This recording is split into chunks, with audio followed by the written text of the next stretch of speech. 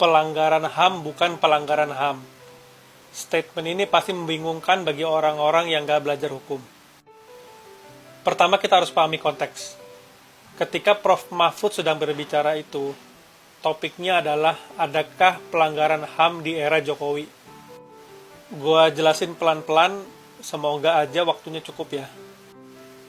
Pada dasarnya, semua kejahatan merupakan turunan dari pelanggaran hak asasi manusia. Contohnya, pembunuhan adalah turunan dari pelanggaran hak untuk hidup. Atau pencurian atau perampokan merupakan turunan dari hak atas kekayaan pribadi. Pelanggaran hak asasi manusia dibagi menjadi dua, pelanggaran HAM berat dan pelanggaran HAM ringan. Pembunuhan, pencurian, pemerkosaan itu dikategorikan sebagai pelanggaran HAM ringan.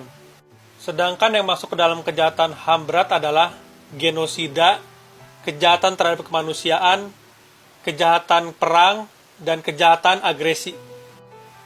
Negara baru dapat dikatakan melakukan pelanggaran HAM jika melanggar salah satu atau lebih dari keempat pelanggaran HAM berat yang udah gue sebutin tadi. Pelanggaran kejahatan yang dilakukan oleh negara di luar dari keempat kategori tadi bukan disebut sebagai pelanggaran HAM, namun pelanggaran pidana.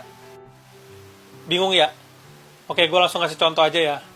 Jadi misalkan ada seorang polisi dalam menertibkan mahasiswa suka kelewat batas, dipukulin kan nih, benjut-benjut. Itu pelanggaran HAM, karena seseorang harus terbebas dari penyiksaan atau rasa sakit.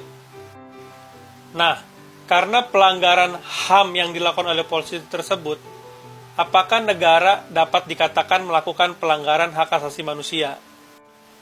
Enggak, karena pemukulan atau penganiayaan yang dilakukan oleh polisi tersebut bukan merupakan salah satu dari keempat pelanggaran HAM berat yang udah gue sebut tadi. Itu makanya pelanggaran HAM ini bukan disebut pelanggaran HAM, melainkan pelanggaran pidana.